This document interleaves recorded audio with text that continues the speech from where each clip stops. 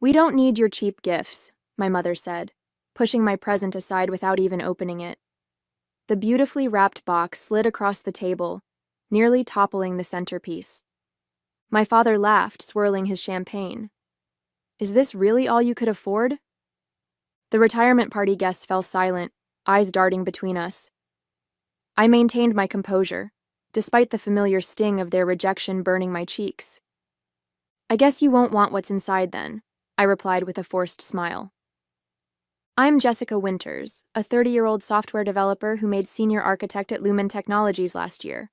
My annual income now exceeds what my parents ever dreamed of making, but they still see me as their disappointing daughter, the one who chose programming over their dream of me becoming a doctor. No accomplishment of mine has ever measured up to my brother Daniel's mediocre achievements. This Portland gathering is meant to celebrate my parents' retirement after 35 years of running their small accounting firm. Their colleagues toast to their future, praising their dedication and success. Meanwhile, I stand in the corner, holding my second glass of wine, watching my carefully chosen gift sit neglected on the table. The vacation home deed inside that box represented months of planning, saving, and sacrifice. I'd spent weekends driving up and down the Oregon coast, searching for the perfect beachfront property my parents had always dreamed of owning. I'd liquidated investments, worked overtime projects, and signed mountains of paperwork to make it happen. All for this moment, a moment now ruined by their perpetual disappointment in me. "Jessica, your face is so tense. You'll get wrinkles," my mother called out, smiling for the benefit of her friends. "Come join the celebration instead of sulking." Daniel approached with his wife, Catherine, both giving me sympathetic looks that somehow made everything worse. Daniel, beloved firstborn, track star, business school graduate, had brought our parents a crystal vase that now stood proudly displayed on the main table. "Don't let them get to you," Daniel whispered, squeezing my shoulder.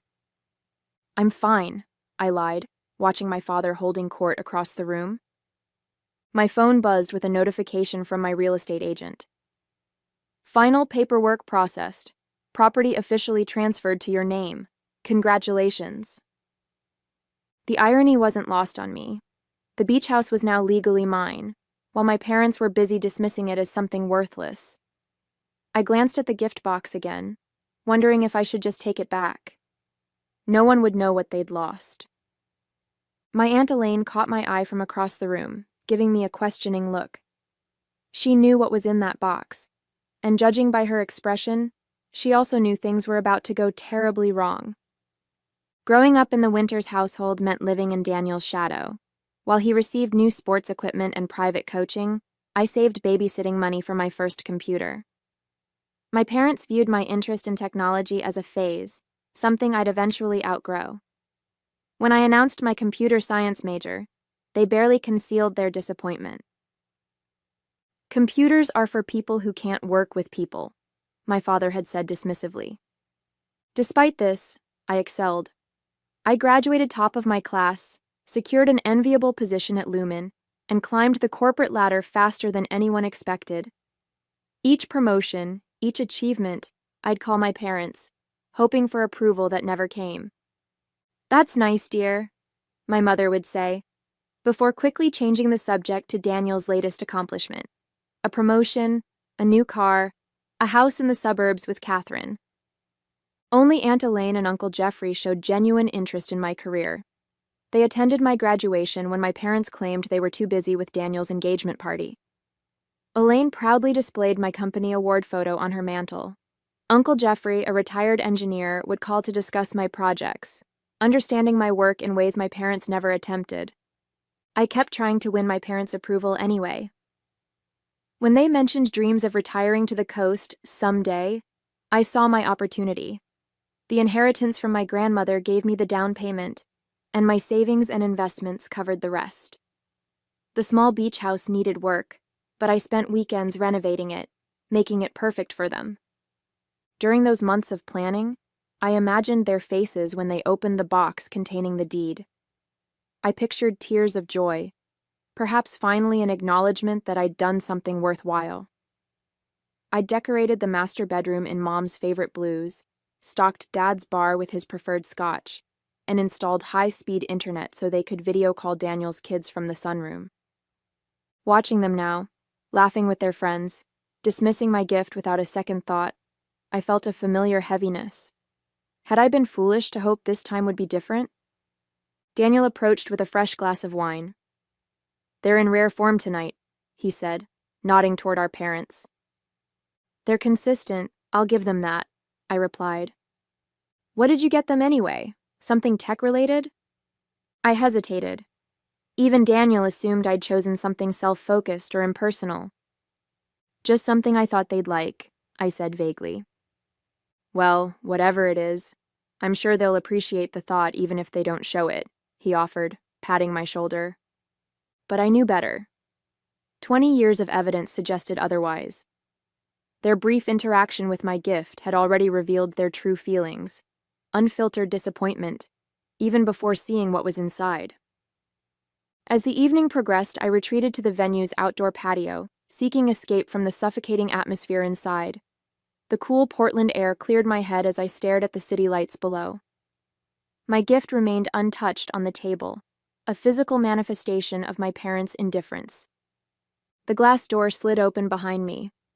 Aunt Elaine stepped out, wrapping her cardigan tightly around herself. "There you are," she said, joining me at the railing. "Are you okay?" "I'm fine," I replied automatically. "Just needed some air." "Jessica, I know what's in that box." She touched my arm gently. "You can't let them treat you this way." I sighed, watching my breath form small clouds in the night air. It doesn't matter anymore. "It does matter. What you did was incredibly generous. They should—" The door opened again. My mother emerged, slightly tipsy from champagne, her face flushed with excitement. "There you are. We're about to cut the cake. Everyone's waiting." She glanced at Elaine. "Are you filling Jessica's head with your nonsense again, Elaine?" Aunt Elaine stiffened beside me.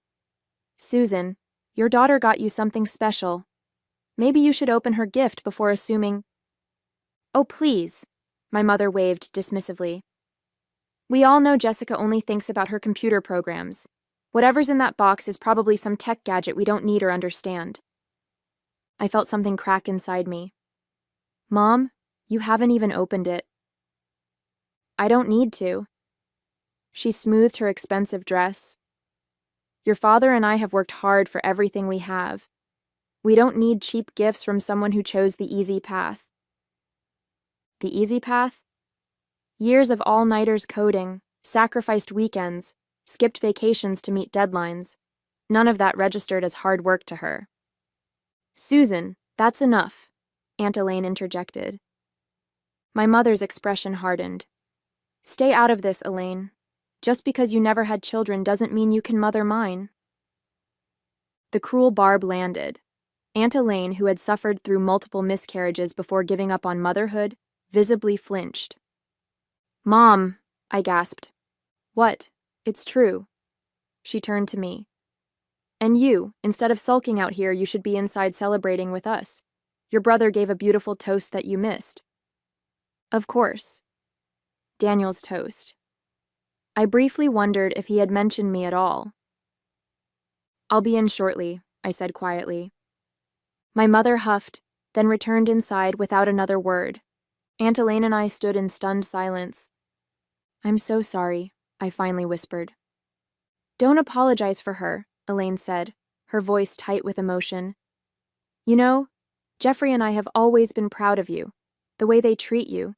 It's not right." Her words hung in the air between us, a truth we both acknowledged but couldn't change. Inside, someone tapped a microphone. My father's voice boomed through the speakers, thanking everyone for coming, especially his successful son, who had followed in his footsteps. No mention of me. I glanced at my phone, at the property notification still displayed on the screen. All that money, all that effort, all that hope, wasted on people who couldn't see past their own prejudice. "I think," I said slowly, "I need to make some changes." Aunt Elaine squeezed my hand, understanding in her eyes. "Whatever you decide, Jeffrey and I are behind you." I nodded, a plan forming in my mind. It wasn't revenge exactly, just a rebalancing of accounts long overdue. The next morning, I woke with renewed determination. After 30 years of seeking approval, I'd finally reached my breaking point. I would confront my parents, make them open my gift, and force them to acknowledge their mistreatment. I arrived at their house just after 10 a.m., giving them time to recover from the previous night's celebration. My gift box, still unopened, sat on their entry table alongside other presents. Jessica? What are you doing here? My father looked surprised as he opened the door. He was already dressed in golf attire, clearly on his way out. We need to talk, I said, stepping inside without waiting for an invitation. About last night, and about my gift. He sighed, checking his watch. Can this wait? I have a tea time with the guys. No, Dad, it can't wait. 30 years of being treated like I don't matter can't wait anymore. My mother appeared from the kitchen, coffee cup in hand. Jessica, don't be dramatic. If you're upset about something, just say it plainly. Fine. You both dismissed my gift without even opening it. You humiliated me in front of everyone. My father rolled his eyes. It's just a gift. We didn't mean anything by it. You literally asked if that was all I could afford. Well, with that plain wrapping, my mother began. Open it, I demanded, pointing to the box. Open it right now. My mother exchanged a look with my father, then reluctantly picked up the box. She unwrapped it slowly, as if bracing for disappointment. When she lifted the lid and saw the envelope inside, her expression remained skeptical. What's this? Some sort of gift card? Read it, I insisted. She opened the envelope and pulled out the deed to the beach house. I watched as confusion gave way to comprehension. This is a property deed? She asked, her voice uncertain. A beach house on the Oregon coast, I confirmed. The one you always talked about wanting. I bought it for you. It's fully paid off, renovated, and furnished. My parents stared at the papers, then at me, speechless for once. Jessica, my father began, his tone softening. This is incredibly generous. We had no idea. For a moment, I felt the satisfaction I'd been seeking. They finally saw me, recognized my success, my generosity. We're so proud of you, my mother added, reaching to hug me. This is the most thoughtful gift. It should have been a perfect resolution. But something felt wrong. Their immediate pivot from dismissal to effusive gratitude felt calculated rather than genuine.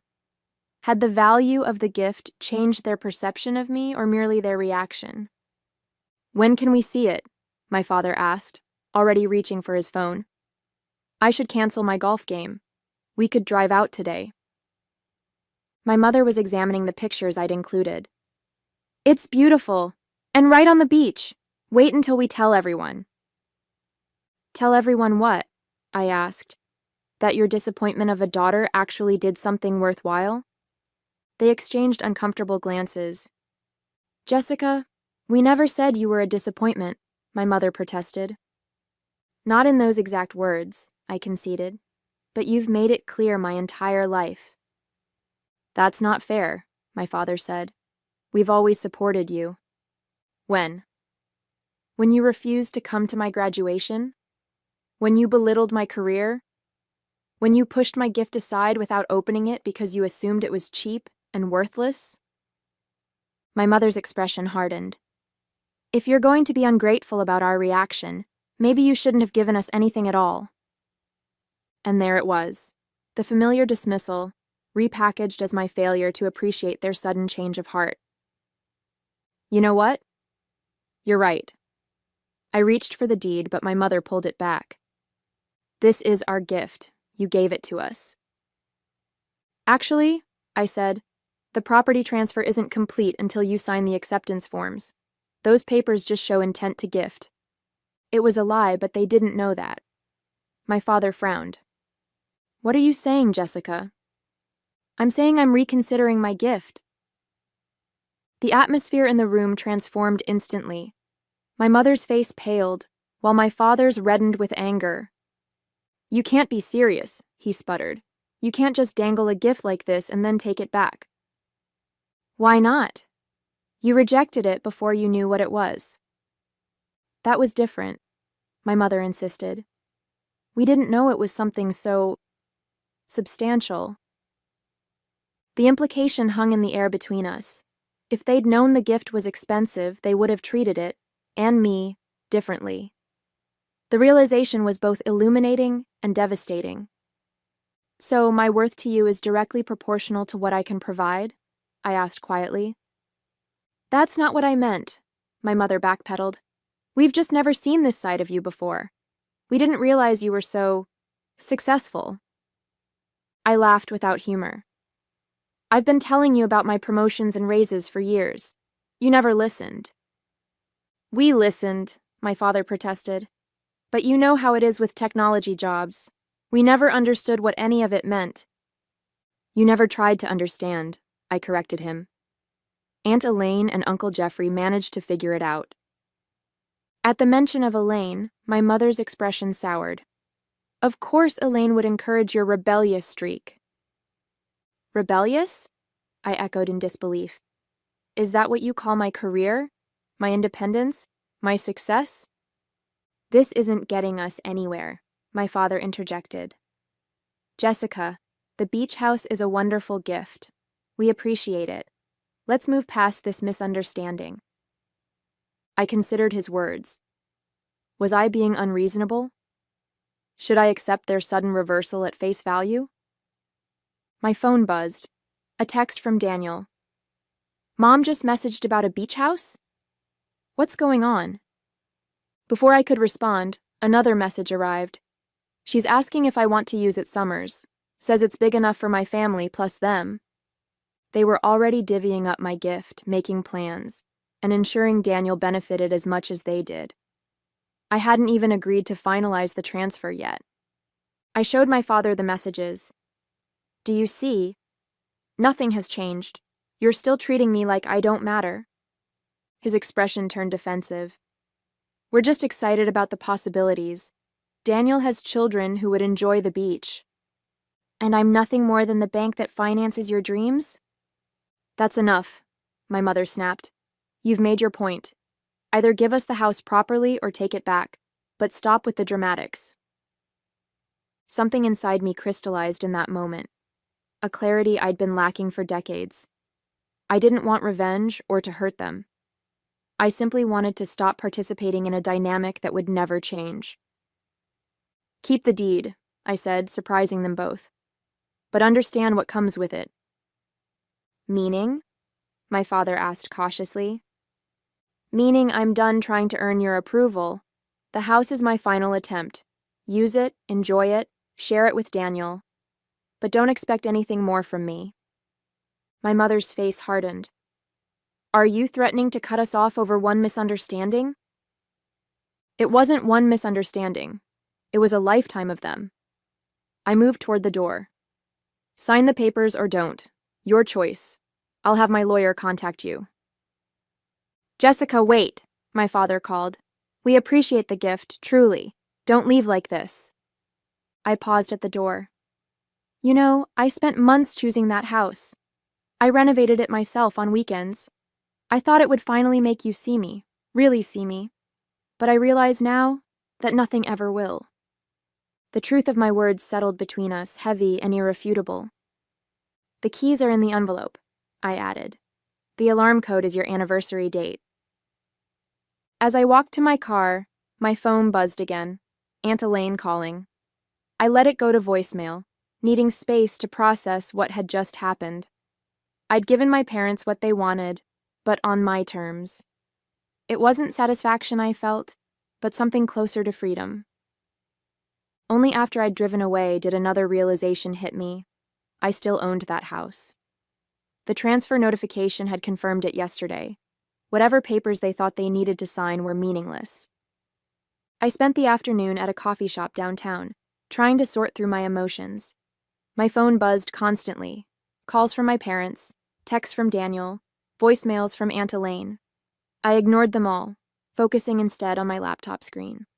My fingers hovered over the keyboard as I logged into the property management portal. One click and I could revoke access to the beach house. Another and I could list it for sale. The power was dizzying after decades of feeling powerless. After my third espresso, I finally returned Aunt Elaine's call. "Jessica, what happened?" she asked immediately. "Your mother called me in hysterics about some beach house."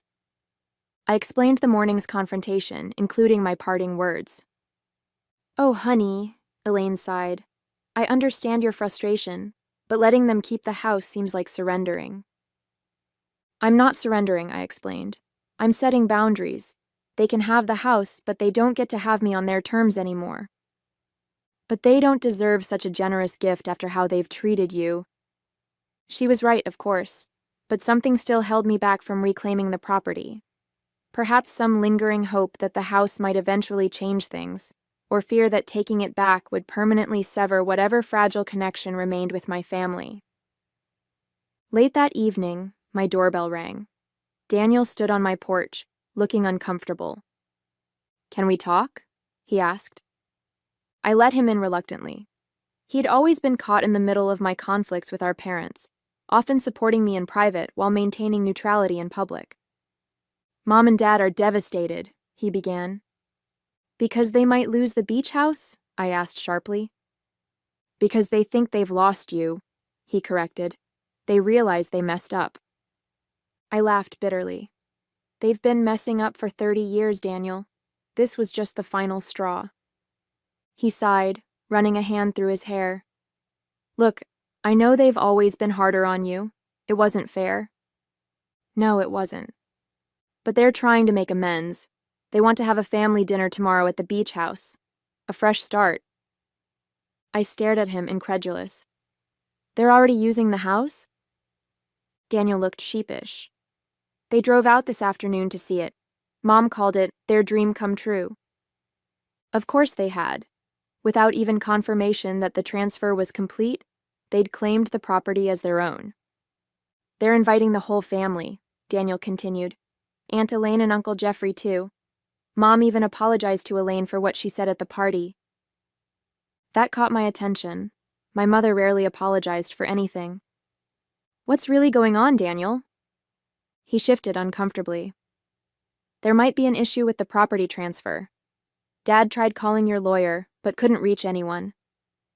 "Because there is no lawyer," I admitted. "The house is still legally mine. The transfer notification I received was confirming my ownership, not the transfer to them." Daniel's eyes widened. "So you could still take it back?" "Yes." A complex mix of emotions crossed his face. "Are you going to?" It was the question I'd been struggling with all day. The beach house represented years of work, a significant portion of my savings, and countless hours of renovation. But it also represented my last attempt to buy my parents' approval, a pattern I was determined to break. Just then, my phone chimed with an email notification. My heart nearly stopped when I saw the sender, Golden Horizon Realty. The message was brief. "Confirming your interest in listing the coastal property. Our agent can meet tomorrow to discuss pricing and timeline." I didn't remember contacting a realtor. Had I accidentally clicked something in my distracted state at the coffee shop? "Jessica?" "What is it?" Daniel asked, noticing my expression. The email presented an unexpected opportunity, a clean break, a definitive end to this chapter. But was I ready? My phone rang in my hand. Aunt Elaine again. This time, I answered. "Jessica, whatever you're planning, I want you to know something first," she said without preamble. "Jeffrey and I have always dreamed of retiring to the coast, too." The pieces suddenly clicked into place. The next evening, I drove to the beach house, Daniel following in his car. I'd asked him not to tell our parents I was coming. The plan was simple but effective. A clean break with no room for manipulation or misunderstanding. When we arrived, my parents' car was already parked in the driveway, along with Aunt Elaine and Uncle Jeffrey's sedan. The lights were on inside, the ocean waves crashing rhythmically against the shore beyond the back deck. Are you sure about this? Daniel asked as we approached the door. Completely, I replied, my voice steady. I didn't knock.